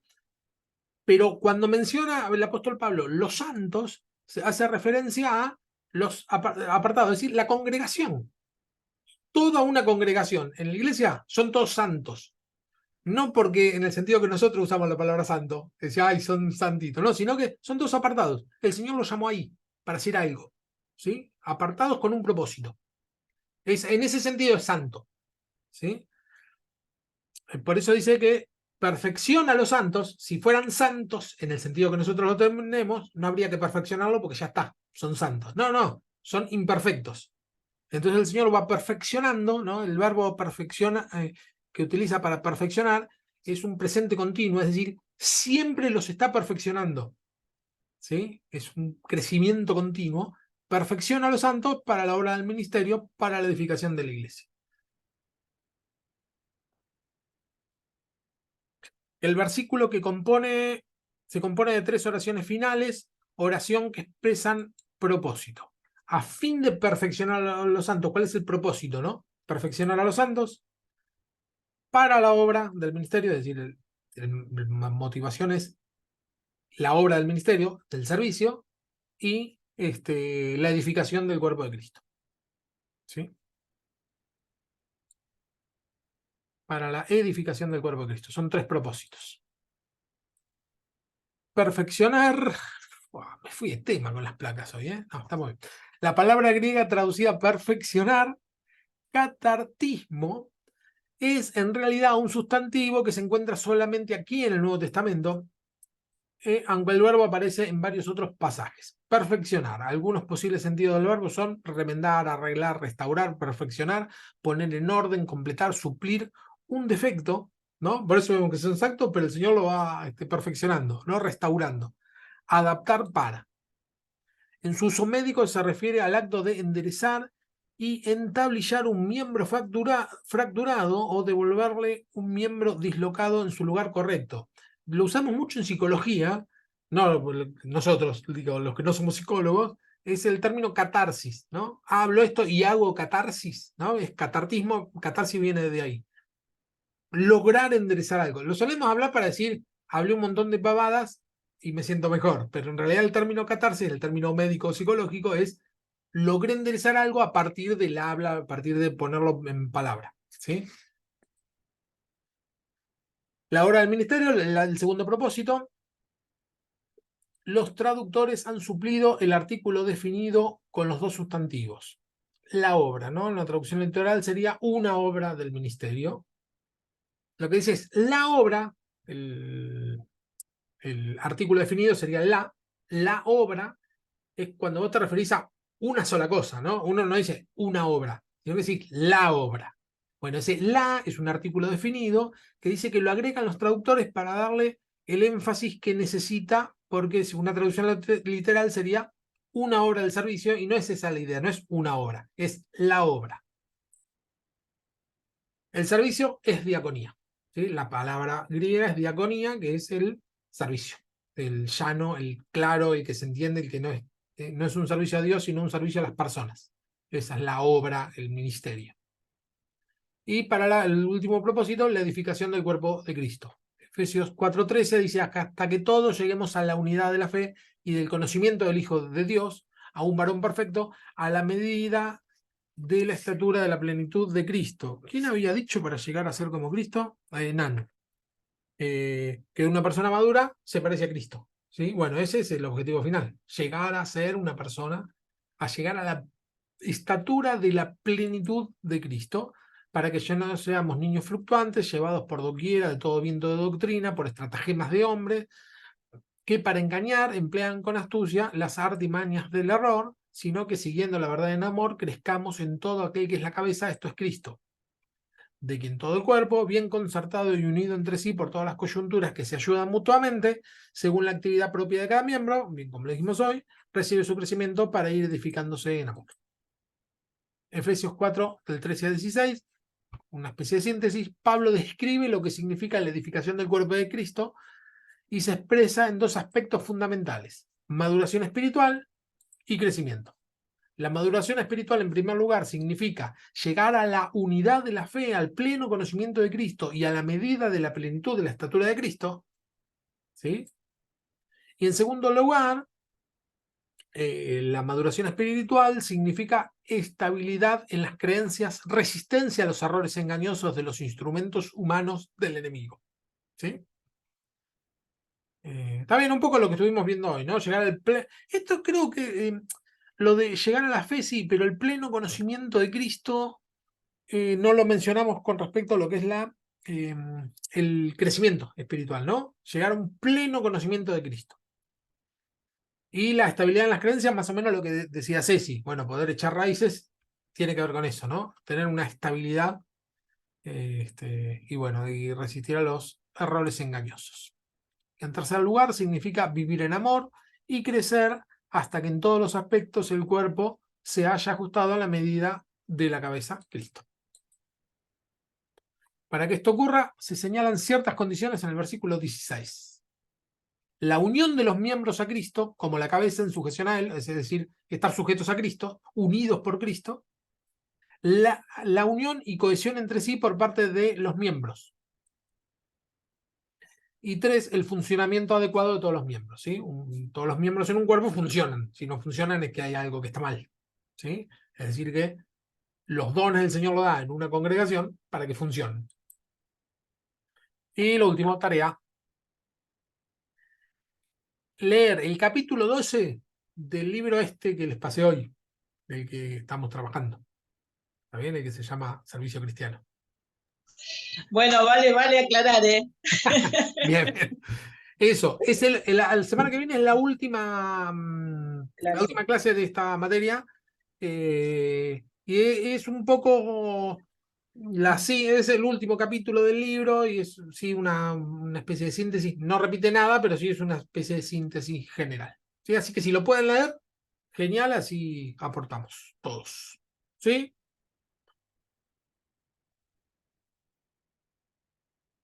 ¿Estamos hasta ahí? Sí, Bien, aguantaron todas, perfecto. a mí se me terminó la batería de la compu. ¡Oh! Bueno, oramos y terminamos. Para que dejo de grabar.